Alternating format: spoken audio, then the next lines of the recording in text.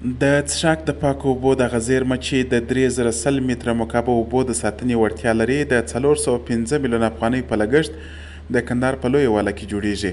د اوبو د دغه شبکې په جوړېدو سره به د کندهار یادې سیمې ته چې د اوبو د ستونزو سره مخ ده اوبه برابرې سي. کندهار والي وایي د دې پروژې چارې به د دوی د تخنیکي ټیمونو لخوا ارزول کیږي. د کندهار په 12مه ناحیه کې د اوبو رسولو د یوې لویې شبکې د بنسټ ایښودلو د ډبرې شاهد وو.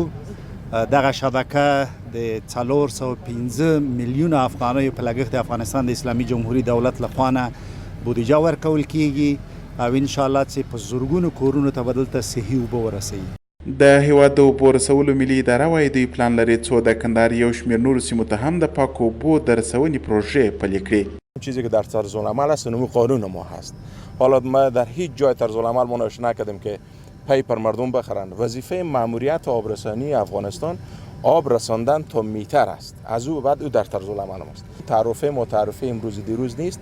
ما بلندترین قیمت برق در قندهار میپردازیم متاسفانه 25 افغانی. موږ په چارې کې ان شاء الله هیڅ ناغړي استاد ونیسي که یو نفر ال تاجر سوي چې د اوبو امتیاز یې ترلاسه کړی و زه او موږ هغه ته خدمات نه دي کړي مسؤلیت زموږ دی.